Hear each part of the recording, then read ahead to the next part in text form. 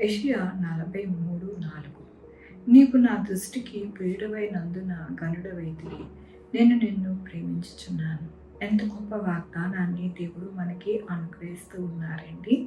దేవుడు ఈ దినము ఏమని సెలవిస్తూ ఉన్నారు అంటే, నా దృష్టికి నీవు ప్రియుడుగాను గనుడుగాను ఉన్నావని దేవుడు సెలవిస్తూ ఉన్నారు. ప్రియుడుగా గనుడుగా ఎప్పుడు ఉంటారు అని అంటే, మనము ఆయన చెప్పినట్టుగా నడుచుకుని ఆయన యొక్క కృపను మన యొక్క జీవితాలలో ఉంచుకొని మనము సాగుతూ ఉన్నప్పుడే మనము ఆయన దృష్టికి ప్రియుడుగాను ఘనముగా ఉంటాము. అప్పుడే మన యొక్క జీవితాలు ఆశీర్వాదముగా ఉంటుంది.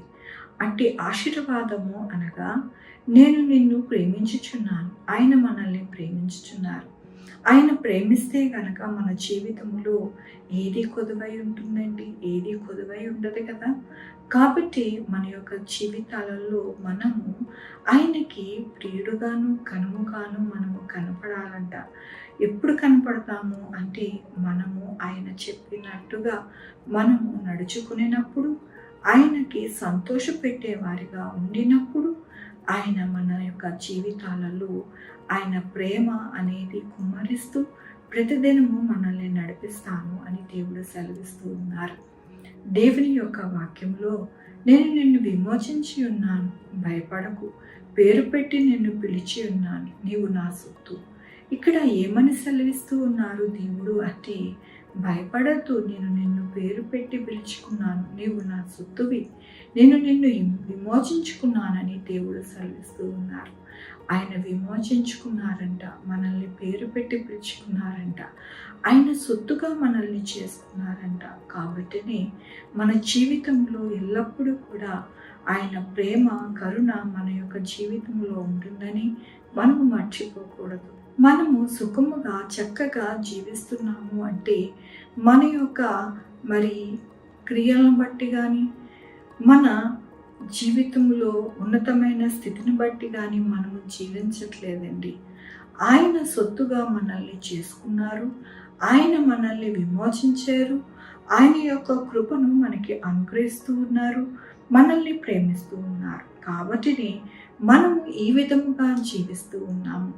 అందుకనే దేవుడు అంటూ ఉన్నారు మరొకసారి, మీరు నాకు ప్రియులుగాను గనులుగా కనిపిస్తూ ఉన్నారు, కాబట్టి నేను ఎల్లప్పుడూ కూడా సంతోషించి ఆనందిస్తూ ఉన్నాను. అందుకని మిమ్మల్ని ప్రేమిస్తూ ఉన్నాను.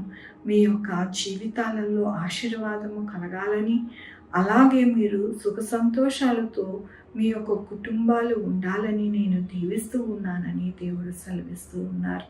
మన యొక్క జీవితాలలో దీవించే దేవుడు, మన యొక్క జీవితాలలో భయమును తీసివేసి ఎంతగానో మనల్ని పేరు పెట్టి పిలుచుకొని మనల్ని నడిపించే దేవుడని మరొకసారి ఆయన కృపను మనకి అనుగ్రహిస్తున్నందుకు దేవునికి వందనాలు చెల్లిస్తూ ఉన్నాను. ఈ దినమున పుట్టినరోజు, పెళ్లి రోజు, అనేక శుభదినములు చేసుకుంటున్న వారందరికీ కూడా నిండారుగా శుభాకాంక్షలు తెలియజేస్తూ ఉన్నానండి. మీ జీవితంలో దేవుని యొక్క ఆశీర్వాదము, ఆయన బహుమానము, ఆయన దీవెన మీకు కలుగును కాక. ప్రార్థించుకుందామండి. యెహోవా దేవా, నా తండ్రి, నా ప్రభువా, కృపా కనికరాన్ని బట్టి నీకు వందనాలు, స్తుతులు, స్తోత్రం చెల్లించుకుంటున్నాను. గొప్ప దేవుడుగా మీరు ఉన్నారు నాయన. మా జీవితాలలో నా ప్రభువా ఏ యొక్క నీతి, ఏ యొక్క నా తండ్రి మంచితనము లేదు, కానీ మీ యొక్క కృపని నా తండ్రి మాకు అనుగ్రహిస్తూ ఉన్నారు, మమ్మల్ని ప్రేమిస్తున్నారు. కాబట్టి మా జీవితాలు ఈ విధముగా నా తండ్రి ఉంటూ ఉన్నాయని మరొకసారి మీకు వందనాలు చెల్లిస్తూ ఉన్నాను. ఇదేమో నా పుట్టినరోజు, పెళ్లి రోజు, అనేక శుభదినములు చేసుకుంటున్న వారందరినీ కూడా దీవించండి, ఆశీర్వదించండి. నా ప్రభువా మీ యొక్క బహుమానం వారికి అనుగ్రహించండి. మా కొరకు ప్రార్థించమన్న వారిని, వారి యొక్క బిడ్డలను, వారి యొక్క భవిష్యత్తును, వారి ఆరోగ్యములు, వారి చేపలు, వారి ఉద్యోగాలు, వారి వ్యాపారము, ప్రతిదీ కూడా మీ యొక్క కృపలో నాయన భద్రపరిచి నడిపించమని కోరుకుంటున్నాను.